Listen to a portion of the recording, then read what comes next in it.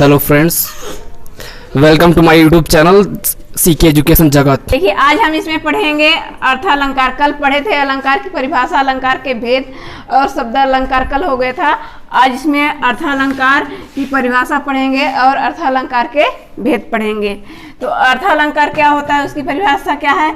काव्य में जहाँ शब्दों के अर्थ से चमत्कार उत्पन्न होता है वहाँ अर्थालंकार होता है। किसमें होता है कि काव्य में जहाँ शब्दों के अर्थ से चमत्कार होता है, यानी उसमें कुछ ऐसा परिवर्तन हो जाता है जिससे लगता है उसका अर्थ जो है तो अर्थ का और अच्छे से समझ में आने लगता है और ऐसा लगता है कि कितनी अच्छी यहाँ पे बात कही गई है। यानी यहाँ क्या, काव्य में जहाँ शब्दों के अर्थ से चमत्कार उत्पन्न होता है, जो इसका अर्थ है, अर्थ में क्या होता है, शब्दों के माध्यम से अर्थ में परिवर्तन हो जाता है और वह ऐसा लगता है जैसे कोई चमत्कार हो गया हो, तो उसे क्या कहते हैं? अर्थालंकार। यहाँ पे वो अर्थालंकार हो जाता है। अब आर के भेद, कितने भेद हैं अर्थालंकार के? तो अर्थालंकार के भेद या प्रकार निम्न है। पहला क्या है? उपमा, रूपक, उत्प्रेक्षा, अतिशयोक्ति, वक्रोक्ति, अन्योक्ति, मानवीकरण, ये सब अलंकार हैं। ये सब अर्थालंकार के ही भेद हैं। एक करके विवरण से पढ़ेंगे। देखिए, अब यहाँ अर्थालंकार का ये पहला भेद है। अर्थालंकार का पहला है कौन सा? अतिशयोक्ति अलंकार। अतिशयोक्ति अलंकार में क्या होता है? जहाँ लोग सीमा का अतिक्रमण करके किसी व्यक्ति या वस्तु को बढ़ा चढ़ाकर वर्णन किया जाता है, वहाँ अतिशयोक्ति अलंकार होता है। क्या इसमें कह रहा है कि ऐसा कोई चीज या व्यक्ति जहाँ की लोक सीमा, यानी कि जो नहीं होना चाहिए उसका भी बढ़ा चढ़ा करके किसी का वर्णन किया जाता है, वहाँ अतिशयोक्ति अलंकार होता है। जैसे कि कोई व्यक्ति चल पैदल रहा है लेकिन उसको बोल दिया कि आदमी तो आसमान में उड़ रहा है। तो क्या आदमी कोई आसमान में, व्यक्ति कोई आसमान में उड़ सकता है? नहीं। तो ये क्या होगा? बढ़ा चढ़ा करके बातें हो गई। कोई बोल दिया कि जैसे घोड़ा ही है, घोड़ा कुएं में गिर गया और वह 10 दिन वहीं जिंदा रहा, तो क्या ये जिंदा हो सकता है? नहीं। यानी ये बढ़ा चढ़ा करके बातें की जा रही हैं। तो जहाँ कोई व्यक्ति या विषय के बारे में बढ़ा चढ़ा करके बातें किया जाता है, वहाँ अतिशयोक्ति अलंकार होता है। जैसे इसका उदाहरण है, पड़ी अचानक नदी अपार, घोड़ा कैसे उतरे पार। राणा ने सोचा इस पार, तब तक चेतक था उस पार। यानी कि अचानक नदी पड़ती है और घोड़ा को सोचा जाता है कि अब घोड़ा नदी के उस पार कैसे उतरे, लेकिन जब तक, यानी जो चेतक है, घोड़े को जो चलाने वाला है, तो वो सोचता ही रह जाता है। लेकिन राणा ने सोचा इस बार, यानी जो राणा थे, जो राजा थे, जो उस पर घोड़े पे बैठे थे, तो सोचते ही रह जाते हैं। लेकिन चेतक, जो घोड़े का नाम था, चेतक नदी के उस पार चला जाता है। तो उनके सोचते तक में ही उस पार चला जाता है। तो यहाँ क्या ऐसा लग रहा है ना कि बढ़ा चढ़ा करके यहाँ बातें की जा रही, कही गई है बढ़ा चढ़ा करके। इसको पढ़ने से ऐसा लग रहा है। तो ऐसा कोई चीज़ या विषय या व्यक्ति जिसके बारे में कि बढ़ा चढ़ा करके बातें किया जाता है, जो कि सोचने मात्र से वह संभव हो ही नहीं सकता, तो ऐसे चीज़ों में वहाँ पे कौन सा अलंकार होगा? पढ़ेंगे। अर्थालंकार का दूसरा जो अलंकार है वक्रोक्ति अलंकार। वक्रोक्ति का अर्थ होता है घुमावदार या टेढ़ा मेढ़ा कथन। जहाँ होता है वहाँ वक्रोक्ति अलंकार होता है। यानी किसी अर्थ को हम सीधे ना कह करके उसको घुमा फिरा करके जो कहते हैं, वहाँ वक्रोक्ति अलंकार होता है। किसी काम को हम सीधे मना ना करके के डायरेक्ट, जिसको हम कहते हैं कि मुहावरेदार भाषा, यानी किसी को हम सीधे ना कह के व्यंग के रूप में कहते हैं ना, इसी प्रकार से वक्रोक्ति में है कि किसी व्यक्ति को सीधे हम मना ना करके, आज्ञा ना दे करके उसको हम घुमा फिरा करके कहें। जैसे इसका उदाहरण है कि मैं सुकुमार नाथ वन जोगू, तुम्हें उचित तप मौका भोगू। यहाँ जो राम हैं तो यहाँ सीता को कहते हैं तुम सुकुमारी हो, यानी कि तुम एक ऐसी कन्या हो जो कि तुम वन में नहीं जा सकती हो। तो यहाँ फिर सीता क्या कहती हैं कि मैं तो सुकुमारी हूँ, लेकिन नाथ यानी आप वन जोगी, लेकिन हम सुकुमार हैं, लेकिन आप तो वन के जोगी हैं। ऐसा लगता है जैसे आप कितने घुमक्कड़ व्यक्ति हो, कितने जोगी हो। तुम्हें उचित तप मौका भोगू, यानी जो आप ऐसा लगता है कि इसको आप अच्छे से भोग चुके हैं, तप को परिश्रम कर चुके हैं, और हम तो कुछ किए ही नहीं है। तो इस प्रकार से उन्हें क्या यहाँ पे सीधे मना ना करके वो यहाँ उल्टा उनको घुमाती हैं कि क्योंकि ये भी एक राजा की लड़की थी, तो वो भी सुकुमार थी, और ये भी राजा दशरथ के थे पुत्र, तो ये भी सुकुमार ही थे ना। तो जो राम थे तो वो भी सुकुमार थे, दशरथ के व्यक्ति थे। इसलिए यहाँ पे सीता कह रही हैं कि ऐसा लग रहा है कि हम बहुत सुकुमार हैं, हम वन में भोग नहीं कर सकते हैं, लेकिन आप तो जोगी हैं जो कि आप इस कष्ट को झेल ही लेंगे। तो इस प्रकार से यानी वहाँ अपने आप को भी कह रही हैं कि आप अगर बन जा रहे हैं तो मुझे भी बन ले चलिए, अगर आप कष्ट झेल सकते हैं तो हम भी झेल सकते हैं। तो यहाँ इस प्रकार से सीधे अपने आप को ये नहीं कहती कि मुझे भी बन जाना है, इस प्रकार से के उदाहरण से कहती हैं ताकि इन्हें समझ में आ जाए कि सीता का भी मन वन में जाने के लिए है। तो इस प्रकार से यहाँ सीधे बात ना कहा कि घुमा के बात कही गई कि नहीं, तो जहाँ घुमा करके बात सीधे बात ना कहा कि घुमा करके कही जाती है या टेढ़ा मेढ़ा उसका अर्थ निकाला जाता है, वहाँ वक्रोक्ति अलंकार होता है। अब इसमें अर्थालंकार का तीसरा उदाहरण है अन्योक्ति अलंकार। ये तीसरा अलंकार है। इसमें क्या, जहाँ अप्रस्तुत के माध्यम से प्रस्तुत का अर्थ ध्वनित हो जाए, वहाँ किसी व्यक्ति या वस्तु को लक्ष्य में रखकर किसी अन्य व्यक्ति या वस्तु के लिए बात कही जाए, वहाँ अन्योक्ति अलंकार होता है। तो यहाँ क्या कह रहा है कि जहाँ अप्रस्तुत यानी अप्रस्तुत क्या होता है, किसी विषय के बारे में जो हम जानते हैं लेकिन बोलते नहीं, हम उस विषय के बारे में हम चुपचाप रहेंगे। अप्रस्तुत यानी बोलेंगे नहीं, चुपचाप रहेंगे। चुपचाप के माध्यम से प्रस्तुत का अर्थ यानी हम चुप रहेंगे, फिर भी हमारे विचार को, हमारे भावों को वो समझ जाएगा, जान जाएगा कि इसके मन में क्या चल रहा है, क्या करना चाहती है। तो यानी अप्रस्तुत के माध्यम से प्रस्तुत का अर्थ ध्वनित हो जाए, वहाँ व्यक्ति या वस्तु को लक्ष्य में रखकर, कि चाहे कोई व्यक्ति हो, चाहे कोई लक्ष्य हो, चाहे कोई विषय हो, किसी के बारे में अन्य व्यक्ति या वस्तु के लिए बात कही जाए, किसी भी प्रकार का, चाहे व्यक्ति हो, विषय हो, लक्ष्य हो, जो हम उसके बारे में जो लक्ष्य रखे रहते हैं, जो उसके बारे में बात कही जाए, वहाँ अन्योक्ति अलंकार होता है। यानी हम जैसे कि किसी के बारे में कुछ कहना चाह रहे हैं लेकिन बोलेंगे नहीं, लेकिन हमें उदाहरण से पता चल जाएगा कि ये क्या कहना चाहती है, भावों से प्रकट हो जाएगा कि क्या कहना चाह रहे हैं ये लोग।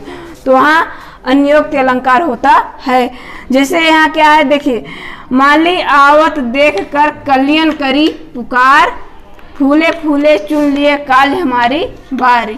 क्या कह रहा है कि माली, जो बगीचा लगा होता है, जो उसका मालिक होता है, उसको क्या बोला जाता है, माली।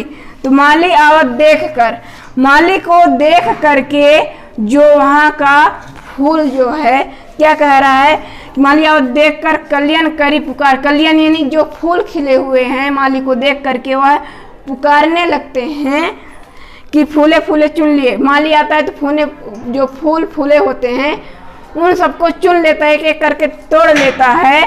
तो जो और फूल होते हैं उनको भी ये देख करके समझ में आ जाता है कि आज इन फूलों को तोड़ा जा रहा है और कल इसके बाद हमारा बारी आने वाली है, यानी कि बारी आने वाली है। तो आज ये इससे आभास होता है फूलों को, जिस प्रकार से आज माली इन फूलों को तोड़ करके चुन चुन करके ले गया, कल इसी प्रकार से हमें भी आएगा और तोड़ तोड़ करके ले जाएगा।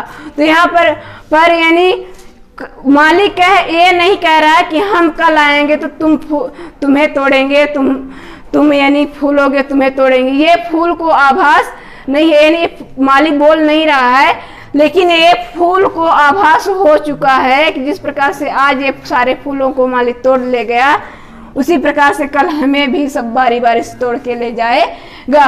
तो देखो यहाँ अप्रस्तुत के माध्यम से प्रस्तुत हुआ कि नहीं, यानी मालिक कुछ भी नहीं बोला, फिर भी फूल वहाँ पे समझ गया, उसके भावों को, मनोभावनाओं को समझ गया। फूल बोल दिया कि इसके मन में क्या चल रहा है, अप्रस्तुत को भी वह प्रस्तुत में बदल दिया, उसका विचार प्रकट हो गया। तो ऐसे जगह जहाँ होता है तो वहाँ क्या होता है, अन्योक्ति अलंकार होता है। देखिए अर्थ अलंकार का एक चौथा उदाहरण है ये उपमा अलंकार। अब उपमा अलंकार क्या होता है कि जहाँ एक वस्तु अथवा प्राणी की तुलना अत्यंत सादृश्यता के कारण प्रसिद्ध वस्तु या प्राणी से की जाती है, वहाँ उपमा अलंकार होता है। क्या कह रहा है कि उपमा का अर्थ होता है तुलना करना। जहाँ एक वस्तु अथवा प्राणी, चाहे कोई व्यक्ति हो या प्राणी हो, जब एक व्यक्ति या एक प्राणी की तुलना दूसरे व्यक्ति या दूसरे वस्तु से जब करते हैं, तुलना आपस में कि कौन अच्छा है कौन खराब है, तो जब आपस में तुलना कौन छोटा है कौन बड़ा है, इस प्रकार से किसी भी विषय के बारे में तुलना हो सकती है। तो जब तुलना करते हैं तो यहाँ पे क्या होता है, वहाँ पे उपमा अलंकार होता है। ठीक है, तो यहाँ समझ में आया कि जहाँ एक वस्तु, चाहे वस्तु हो, स्थान हो या कोई व्यक्ति हो, जब आपस में व्यक्ति की व्यक्ति के साथ तुलना करेंगे, स्थान का स्थान के साथ तुलना करेंगे, वस्तु को वस्तु के साथ करेंगे, तो जो इसमें जो अंतर आता है उसे ही उपमा अलंकार कहते हैं। जो अंतर है, दो व्यक्तियों के बीच में अंतर है कि नहीं, अंतर रहता है, कुछ न कुछ अंतर, कोई छोटा तो कोई बड़ा, कोई मोटा तो कोई पतला, इस प्रकार से कोई वस्तु अच्छी तो कोई खराब, कोई छोटी तो कोई बड़ी। जो दो व्यक्तियों या दो वस्तुओं या दो पदार्थों में जो तुलना की जाती है, जो उसका अंतर होता है, तो उसी को क्या यहाँ उपमा अलंकार होता है कहते हैं। अब जैसे यहाँ देखिए उदाहरण, नंदन वंशी फूल उठी वह छोटी सी कुटिया मेरी। क्या कह रहा है कि नंदन यानी जो यहाँ श्री कृष्ण का जो घर था, श्री कृष्ण का तो नंदन वंशी फूल उठी हुआ है। क्या कह रहे हैं कि जो नंद का जो घर है उसके समान ही मेरी जो छोटी सी कुटिया है वो भी फूल उठी है। यानी कि कुटी भी, छोटी सी कुटिया भी किसके समान हो गई है, नंदन वन के, जो नंदन का बाग है, जो बगीचा है, जो श्याम, जो कन्हैया का जो बगीचा है, जो तो वहाँ किसकी तुलना, जो कुटिया है उस कुटिया की तुलना बगीचा से की जा रही है कि मेरी जो कुटिया है उस बगीचे के समान है। तो यहाँ क्या किया जा रहा है, कुटिया की नंदन के वन से तुलना की जा रही है कि मेरी भी उसी के समान है। तो दो व्यक्तियों का, दो समान का, दो पदार्थों का तुलना हुआ कि नहीं हुआ। तो ऐसे में वहाँ कौन सा होगा, उपमा अलंकार होगा। क्या हो जाएगा, उत्प्रेक्षा अलंकार में, काव्य में जहाँ उपमेय में उपमान की संभावना व्यक्त की जाती है वहाँ उत्प्रेक्षा अलंकार होता है। लेकिन यहाँ अब उपमेय क्या है, उपमेय जैसे कि हम जो है, हमारी तुलना तुम लोगों से होगी। ठीक, मान लो उदाहरण के लिए, तो हम यहाँ उपमेय हो गए, तुम लोगों से होगी, तुम लोग उपमान हो गए। ठीक, हम उपमेय हो गए, तुम क्या हो गए, उपमान हो गए। तुम्हारी तुलना हमसे की जा रही है तो तुम उपमान और हम उपमेय, इस प्रकार से। तो यहाँ काव्य में जहाँ उपमेय में उपमान की संभावना व्यक्त की जाती है वहाँ उत्प्रेक्षा अलंकार होता है।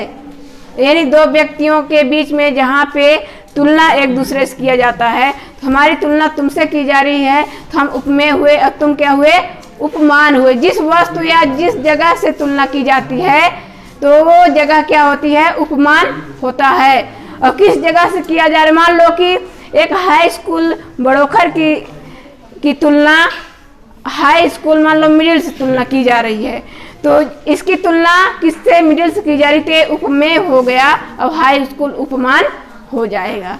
ठीक है, तो इस प्रकार से यहाँ इसका उदाहरण है, मानव झूम रहे हैं तर भी मंद पवन के झोंकों से। क्या कह रहा है कि मानो झूम रहे हैं तर भी, यानी ऐसा लग रहा है जैसे तर यानी वृक्ष भी मंद मंद पवन के झोंकों से झूम रहे हैं। यानी यहाँ किससे तुलना की जा रही है? मानो झूम रहे हैं तर भी। तर जैसे कि पेड़ जो है झूल रहा है, हिल रहा है, तो इसकी तुलना हवा से किया गया है, पवन से किया गया है कि ऐसा लग रहा है जैसे पवन भी उसी के साथ में हिल रहा है। अगर हिलेगा तो क्या वृक्ष हिलेंगे? नहीं हिलेंगे। तो यहाँ उपमेय और उपमान की बात कही गई है। ये तीसरा है अलंकार का, तीसरा उभय अलंकार। उभय अलंकार क्या होता है? जहाँ शब्द और अर्थ दोनों के प्रयोग से अर्थ में चमत्कार आ जाता है, वहाँ उभय अलंकार होता है। जो अर्थालंकार शब्द अलंकार अभी बताए, इन दोनों का इसमें मिक्स उभय अलंकार में होता है। दोनों का शब्द अलंकार भी अर्थालंकार भी दोनों मिले होते हैं, और दोनों के प्रयोग से जहाँ अर्थ में शब्द में परिवर्तन आ जाए, चमत्कार आ जाए, वहाँ उभय अलंकार होता है।